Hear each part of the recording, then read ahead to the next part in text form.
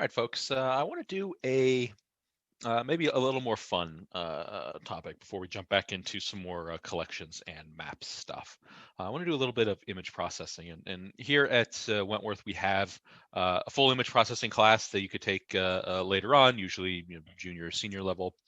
I do this stuff again in parallel computing. We actually do the same style of image processing, but on a supercomputer as well. So it's likely that, depending on who you take for things and the classes that you want to do, that you may see this topic again or potentially a couple of times in the future if you are a CS major. The image you see here is Lena. This image was taken in the 70s.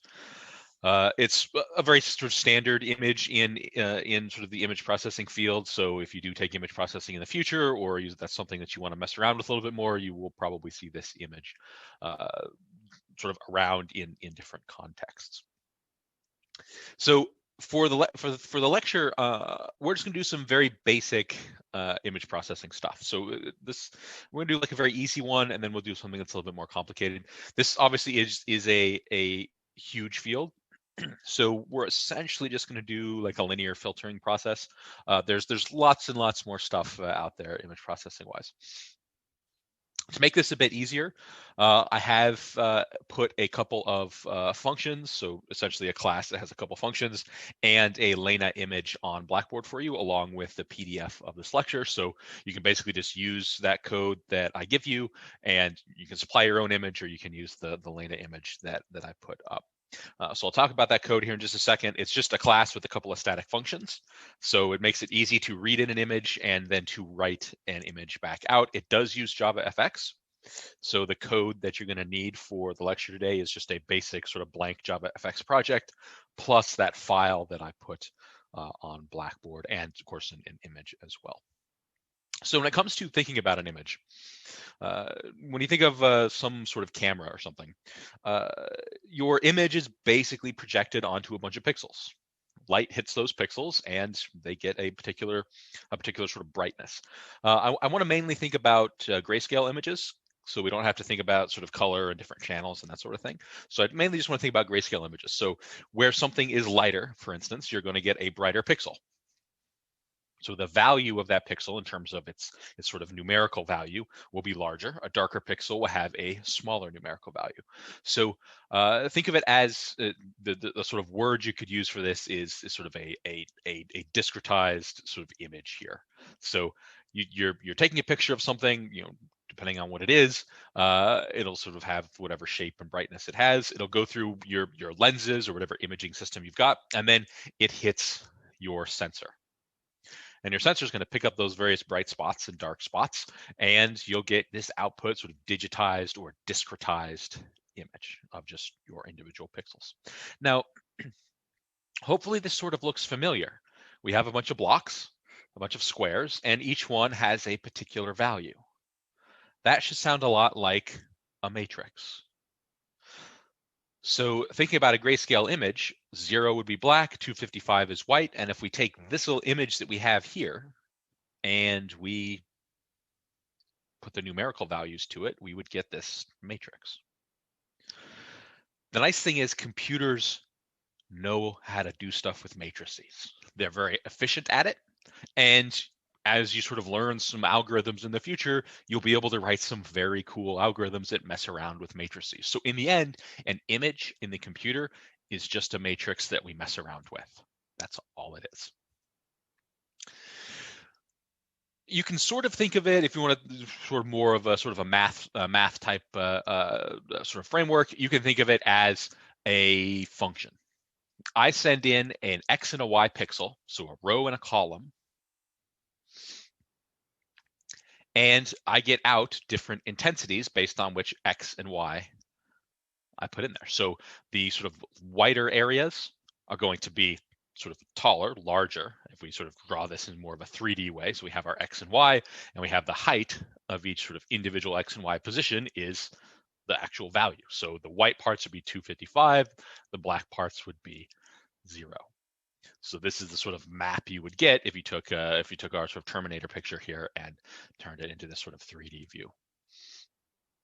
So it's just a function. And that's one of the key aspects for messing around with images, because we know how to do things with functions from math class. So for example, if I take my function, which is my original image, so this F here is the original image, and I just add 20 to every single pixel, then I'm going to get a brighter image. I just increase the value by 20 for each one. I don't want to go over 255. 255 is the max. But if I increase 20 everywhere, then the brightest stays the brightest, and I increase the brightness of everything else. There's other ways to do things with functions as well. This one here, if we sort of apply this transformation to the function here, we get this sort of a swap, a mirror of the pixels. So anything you can think of as doing a function in a math class, you can do to an image. An image is just a 2D function. Even for something like doing calculus related things. Can you take the derivative of an image? Absolutely. That's one of the key aspects for finding edges in an image. That's part of the edge finding algorithms in image processing. You're literally doing derivatives of your image. So there's really cool stuff that you can do with images because they are functions. So we will mess around with this sort of brightness one in just a little bit when we actually do some of the coding. But we're going to also do a special kind of function, sort of calculation here, called a convolution. And this is one of the sort of fundamental things in image processing, doing a convolution on an image. So if you do take image processing stuff in the future, you will see more about this, this sort of convolution process. Mathematically, it looks like this. We have our original image. We have our original image being F, our final image being G. So yeah, so original image is over here. Final image is G, but I want to point out that this is happening on pixel ij. So this is our pixel. That's our pixel. We've got these sort of two loops with this value k. Then we have what's known as the kernel. And then we have the original image. So this is our image. The size of the kernel is just a matrix with 2k plus 1 by 2k plus 1. So if k was 1, so if this k here, this was 1, then our image is just a 3 by 3. And depending on the operation you use, they might be all the same value. So for example, the one that we're going to do today that we're going to code up is just all ones. It's a 3 by 3 matrix of ones. Now we're going to talk more about this. We're actually going to code this up in almost this exact sort of way. One thing that I want to point out is that whenever you see a sum in a math class, it's just a loop. So this is a loop and this is a loop. It's loop u equals minus k to k, v equals minus k to k. And then this is just the uv value of h, my matrix, the 3 by 3 that I just drew. And then this is my original image at pixel I, which we determined from here, minus whatever u happens to be, and then pixel j minus whatever v happens to be. We're going to code it up exactly like you see here. I'm going to use all the same characters. We're going to have two loops through it. So it's going to be relatively easy to code once you understand that, sum is just a loop. And then H and F are just matrices, and these are the particular coordinates that we're using. This is the sort of the X, Y of each of these, the number of rows and the number of columns, or the specific row and specific column we're using. In math class, if you do some convolution stuff in the future, it's typically written with a star. So you'd write it like this. You wouldn't write necessarily the loop form of it. All right, so what is this actually doing? From a sort of visual standpoint, all we're doing is I'm picking a pixel. This pixel right here would be that ij pixel. That's all it is. So that center pixel in this little region here is the ij pixel. The way around here. I take my 3 by 3 kernel and I sort of lay it on top. So here's the 3 by 3 region. The center of that 3 by 3 region will be the pixel ij that I pick. To do what's known as a as a mean blur, or just a mean filter, you just sum up all the interior pixels. So in here, I would say 0 plus 0 plus 90 plus 0 plus 0 plus 0 plus 0 plus 0 plus 90 plus 0. The sum of those interior pixels is 180. Should pull my pen out for this. Is 180.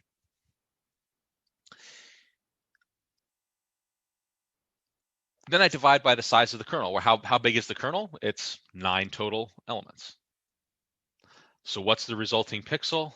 180 divided by 9 is 20. So that center pixel becomes a 20. And that's it. So I'd say my kernel is 3 in size, so it's a 3 by 3 matrix. Technically, sort of mathematically, there's actually ones in here for everything, if you want to make a generic kernel out of it, because then you could put other numbers in here. But we don't have to worry about it for the mean filter that we're going to do. We're just going to say sum of, basically sort of lay the kernel over and sum all the values that that kernel overlays.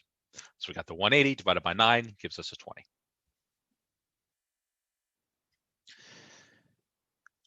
Then you do that for every single pixel in your image.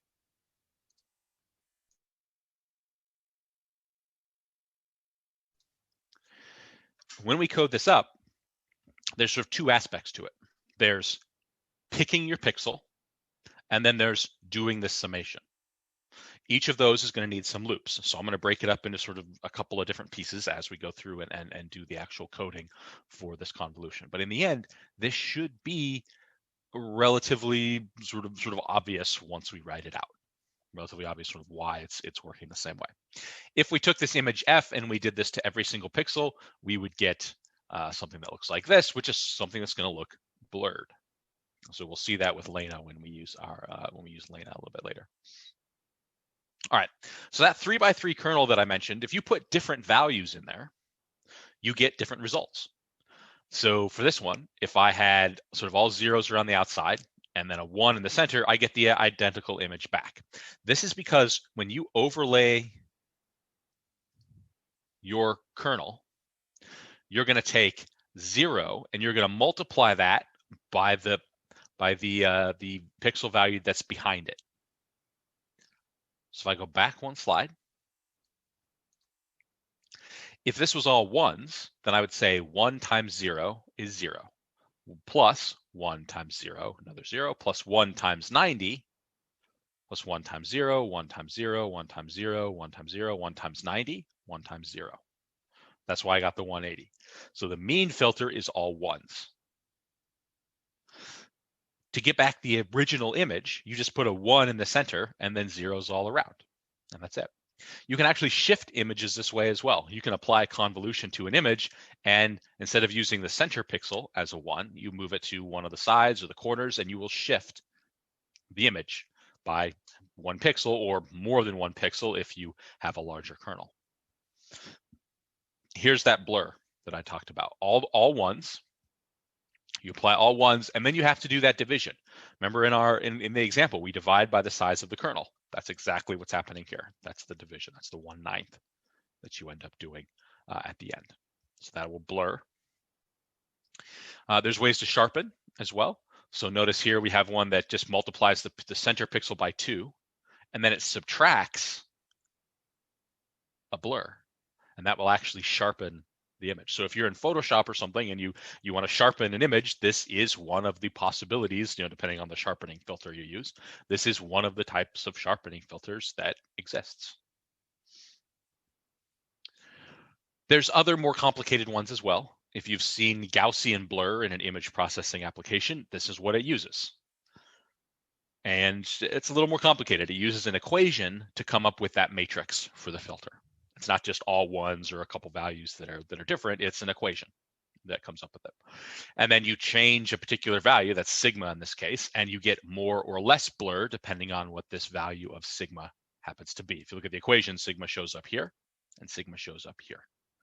So if you change sigma, you get more or less blur. So if you do a Gaussian blur in whatever sort of photo application you've sort of messed with in the past, if you change like the radius of the blur for a Gaussian blur, it's just changing sigma. That's it. So it's not, even though yeah, we'll have a few loops and stuff, and there's some equations that go along with it. Overall, it's not that complicated of an algorithm to do sort of a basic blur. So we're going to go and code some of this up. So I'm going to code up a very simple filter first to show you sort of how we can pick a pixel in our image and all that kind of stuff, and then we'll mess around with the convolution. So the code that I give you, it's just a little bit of JavaFX to read in an image, and then it stores it as just a regular matrix, so a 2D array in a grayscale format. So the values are between 0 and 255. We'll use Lena as a test image. And I'll show you sort of how we can use that, those sort of image tools that I gave you, and I'll point out where your Lena image needs to be in order for it to work properly. So the first thing we're going to do is add a specific value to our image, our original image. So we should see a brighter image, and then we'll move to that convolution kernel. So in Eclipse, I've just got basically a blank JavaFX application, but note over here, I have this image tools file, which we'll talk about in a second, and I also have this Lena image. So these two files, the image tools and Lena, I will put up for you to download, but in principle, you can use whatever image you want.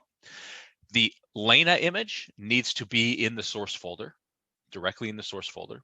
And depending on sort of how you have your stuff set up, this might just be a default package here, or it might be just, in my case, I have an application package, but it's not something that you absolutely need. Make sure that the two source files are together and that Lena itself is in the source folder. Those are the places where we want it. So in the image tools file, I have comments and stuff here. We have two static functions. One called getImage, where you put in a string, and it gives you back a two-dimensional array. And this uses a bunch of stuff for this uses a few sort of image, like pixel reader stuff, basically things from JavaFX, and it gives you back that 2D array. Then I have another one called writeImage. This you send in the matrix that you've altered by doing a convolution, like a blur or something, or we change the brightness on, and a string, and it will write this matrix as an image to whatever file you say. And so it goes through and it does a few things. There's also another function here, but this is something we'll use actually later, because we're actually going to use this image tools thing a couple of times. All right, so yeah. So the ones we're going to use today are writeImage and getImage. So that's one of the first things that I want to do. So in my start here, I'm going to say, let's see, I'm going to create an image. So this will be my original image. So it's a 2D array, and I'm going to call it image. And this is going to be, I'm going to call it a static function. So I can use image tools. That's the name of the class that I created for you. Dot get image, and I can read in Lena.png. This will read in Lena and save the intensity values in grayscale to the int, to the two-dimensional int array. So that's the one I'm going to read from. That's the image I'm going to read from. I need to create another one. This is going to be my final image. And this is just going to be a new int. So I'm going to create a 2D array. And I need to fill in the number of rows and the number of columns. Well, I want it to be the same size as my original Lena. This is just the one I'm going to write to. So I'm not going to overwrite the original sort of image matrix here. I'm going to read from this one and write to this one, write my results of my blur or anything that I'm doing to this one. So I'm just going to take image.length here. And then here is going to be image element 0.length.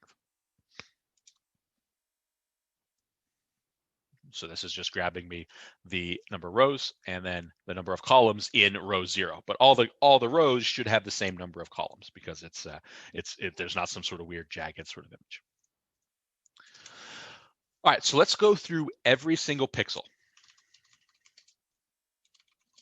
I'll go through every pixel. I'm gonna do it with a for loop. Say for int I equals 0, I less than image.length. I++. So this, if I'm doing image.length, this should be the number of rows. I'm going to do another one. J equals 0, j less than image 0.length, j++. This should be the number of columns. And that's it. Now we've chosen a pixel, I, j. So now I'm going to take my final image at I, j, and set it equal to my original image at I, j, plus 20. Now we don't want to go beyond 255.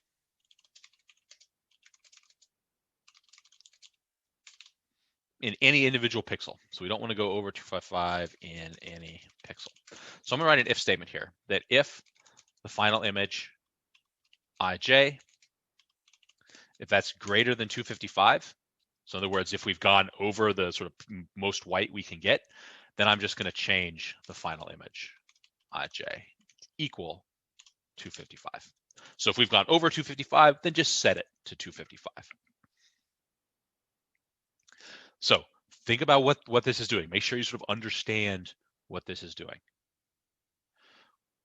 We're looping over all the rows and the columns. So ij is a particular pixel in our image. I'm taking that ij in my final image and setting it equal to whatever my original image is, so Lena in this case, whatever that pixel is, plus a 20 value. And if we go over 255, then we're just going to set the value to 255. And that's it. That's all we got to do to brighten our image. So after those loops, so here's where the loops are. After those loops, I'm going to say image tools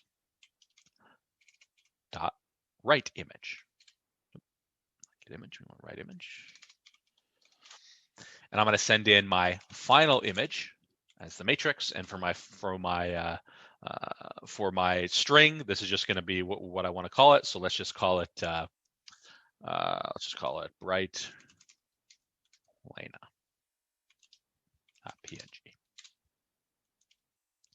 And then typically after I'm done with this, I'm going to do a system exit as well,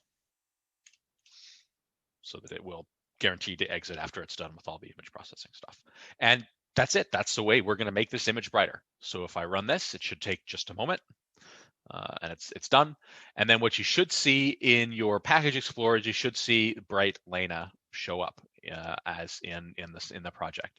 If you don't see this, if it doesn't automatically sort of update here, you want to go to Window Preferences, and then under General, so if you do the drop down for General and you go down to Workspace and you just click on Workspace, you'll want to click on the refresh using native hooks or polling. So make sure that that's checked, and then apply and close that, and it should sort of update whenever there's a change to the directory. So you might have to run the program again, but it should show up there. So I'm going to open this, and it looks like it's rotated. So let's actually mess with that just a little bit. I'm going to point out why this is actually rotated. And it has to do with the way that that the output image is actually reading stuff in. I think in the image tools I have it sort of slightly different the way that it's outputting it. So we're going to have to make a modification for that. So let's actually go in and do that. So in here, for the final image, we do have to swap the J and the I. It's because of the way that I wrote image tools that we have to do this. So whenever you're thinking about the final image, use J first and I second. For the regular image, you can still use IJ. So I'm going to run it again, and we should have Lena here. And there we go. So this looks like sort of our original Lena image. If I show you the original, here's the original. There's a converted version. There's not a whole lot of difference sort of using just like 20 for the increasing the brightness. So let's mess around with that a little bit. So rather than just 20, let's do like 100 here. Let's do something that should really increase the brightness here. Run that, and it should be done. So we use bright Lena. There we go. Now we're really noticing that brightness increase. So that's the idea here. We just take whatever pixel we want to mess with, ij pixel. We just do whatever we want. I could set all these pixels to, rather than grabbing something from Lena, I can just set all these to 75 if I wanted. It's not going to be an interesting picture because now my bright Lena is just all gray, rather dark gray. So you can do whatever you want with this final image. We can take the regular image ij, and we can do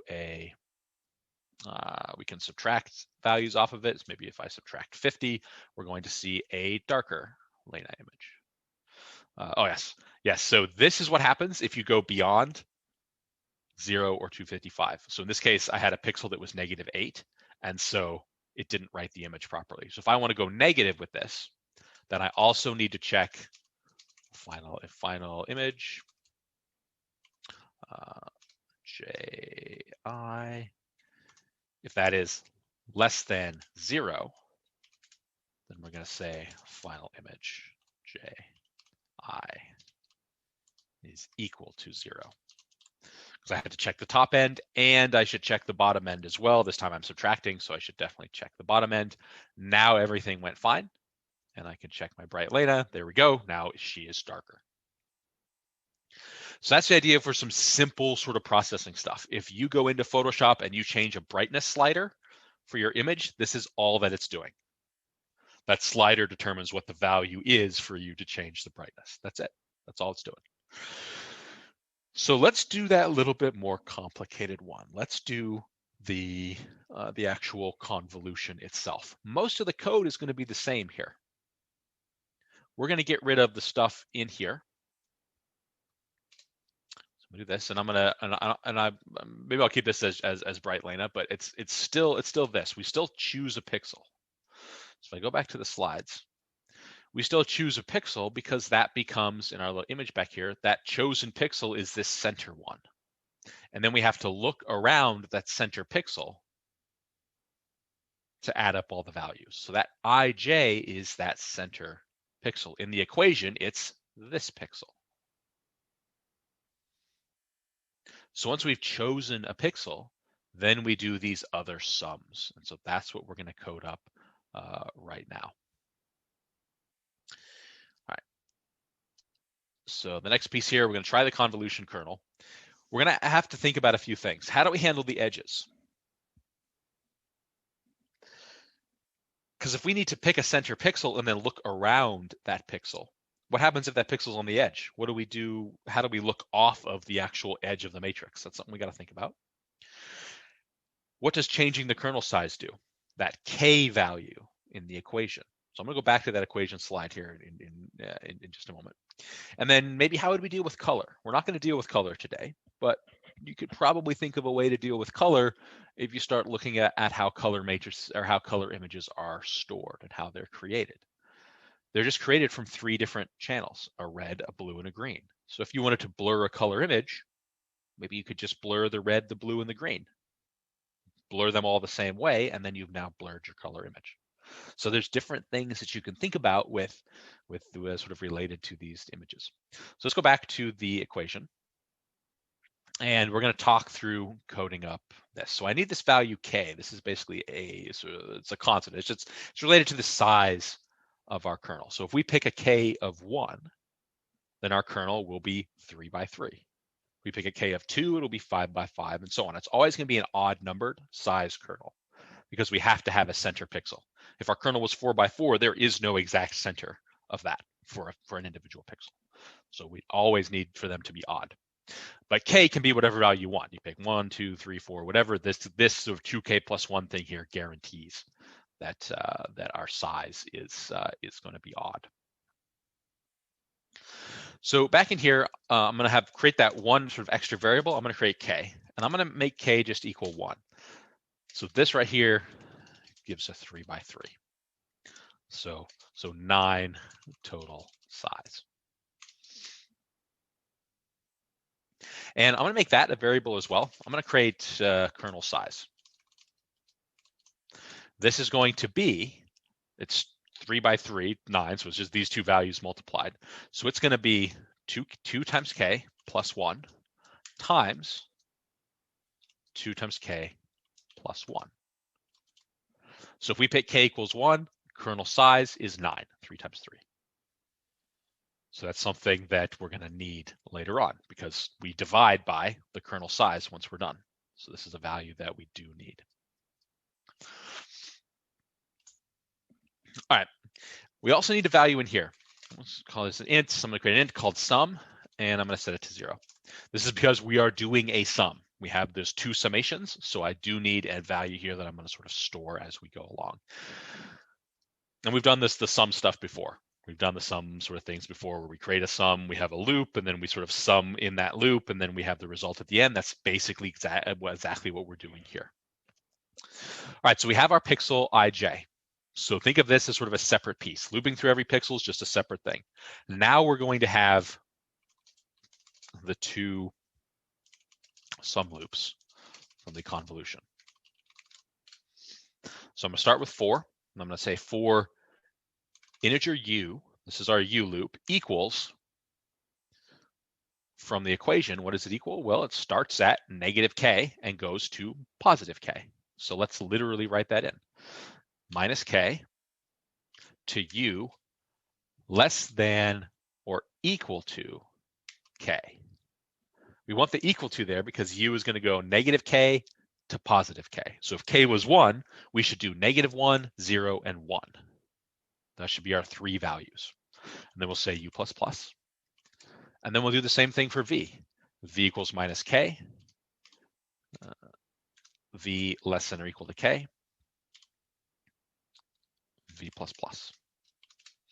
So those are those two loops. This should be int v here. There we go. So those are those two loops. That's these two loops. U for minus k to k, v for minus k to k.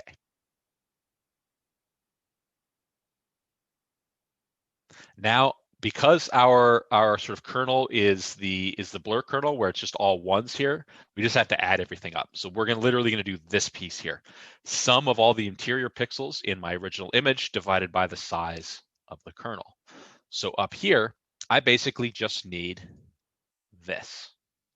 I'm going to take every single pixel here and add them up. That's why I created that sum variable and set it to 0. Well, this is just I minus u as the sort of first coordinate and j minus v as the second coordinate. So I can literally do that in the code. So I'm going to say sum equals sum plus, because we're going to be adding all these values up, image I plus u. Actually, I think it uses the minus. It actually doesn't matter which way we do it here, but this one uses the minus, so we'll put the minus in. I minus u, j minus v. So that's what we're going to put in. So I minus u, j minus v. And then after we're done summing all the values up, we're going to write out to our final image. Remember, this one has to be, the j and the I have to be flipped here just because of the way the image tools are written. We're going to take the sum, that's the sum of all the pixels in this region, and we're going to divide by the kernel size. And that's it. This isn't quite going to work. If we run this right now, we'll get an index out of bounds error. So let's actually run that. Let's actually do it. So we got you should see it here. There we go.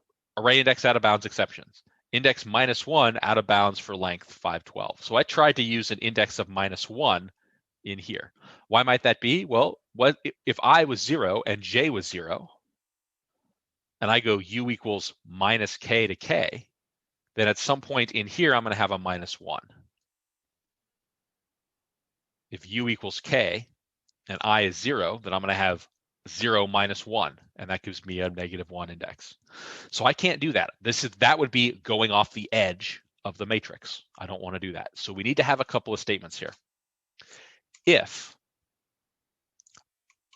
I minus u, that's this first index here, if this is less than 0, or if I minus u is greater than, think about what I represents here. It's the image.length. So we're going to say image.length. Then we're just going to continue. We're going to skip that particular pixel to do in our sum because it would take us off the edge. If it's greater than the edge or if it's less than 0, then we don't want to do it. Same thing with the J version. If J minus V is less than 0 or J minus V is greater than, and here I need to use the image0.length.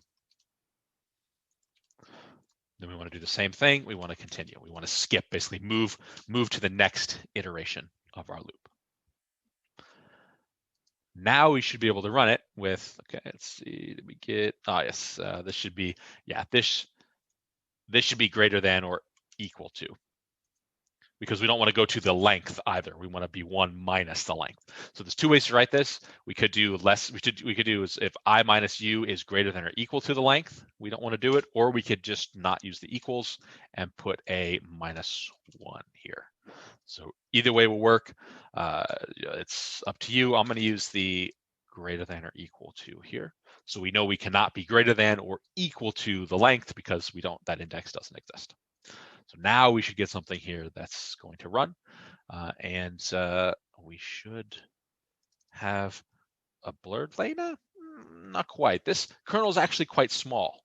You're not going to notice a blur, or at least not really notice a blur, on a kernel that is so small, this sort of 3x3. So we're actually going to make the kernel size bigger, but I want to point something out. If we zoom in really close here, notice that there's this sort of black or sort of darker edge here. If we look at the original Lena image, there's not a darker edge here. So that's an artifact that we are actually introducing. The darker edge. We are introducing that, and I'll talk about why a little bit later. So let's increase the size of the kernel. So we have a K of 1. Let's go to K of like 10.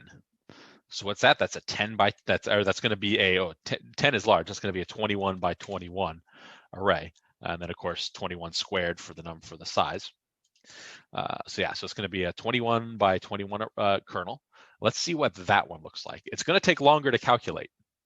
It didn't take that much longer, but it does take longer to do all the calculations. So now we open up Bright Lena. Now we can clearly see that she's blurred. And this dark sort of region on the edge, it got larger. And then you can clearly see it now that it goes all the way around the edge of this image. So think about why that's the case. If I don't go, if I go off the edge of the image, what's that the same thing as doing? It's the same as adding a 0 to the sum. All right, so let me grab my pen here and talk about that just a little bit. So let's say I'm on the edge. So let's say my image is this sort of thing in blue. So we got the sort of image here, and we're near the edge. And my kernel is sort of starting here, and the pixels I'm looking at are sort of going off the edge like this. So I'm trying to look at pixels over here. Well, if I do the sum of a bunch of these pixels on the outside, then I'm of course adding them all up, and then I'm going to divide by the entire size of the kernel. But I didn't use any of the kernel over here. So it's actually equivalent to me adding up those pixels that are in the image and then using 0 for the rest and dividing by the whole thing. And so I'm basically assuming that the outside is zeros, and the outside is blurring that darkness, those 0 pixels, those sort of imaginary 0 pixels that I'm sort of assuming by doing this, and it blurs those into the image. So I would get exactly the same effect if I made my image bigger and had a border of black around it. It would blur that black into the image itself. That's actually what's happening here. That's sort of the effect that we're getting. If you want to deal with this, and this was one of the questions I asked there in the slides, how would you handle the edges? There's multiple ways to handle the edges, but one of the easy ways is rather than dividing by the kernel size that's fixed, we divide by some sort of count variable. So up here, right next to the sum, I'm going to create another count. I'm going to create this count variable. I'm going to set it to 0. And every time we add a pixel, so every time we add an actual pixel, every time in other words, every time we're not outside of the image, I'm going to increase the count by 1.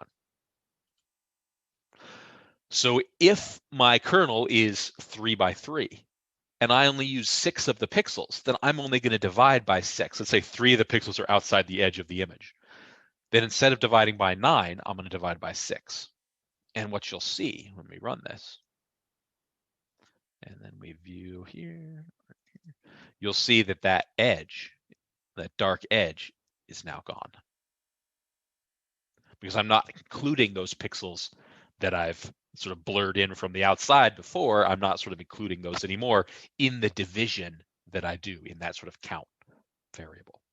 So there's sort of lots of things to think about here, but hopefully after you sort of see this, hopefully you can sort of realize that it's actually not too bad to do an equation like this.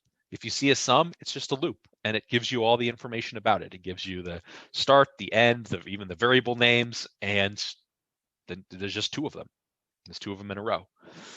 And then all we did was what we had here, sum of all those pixels inside,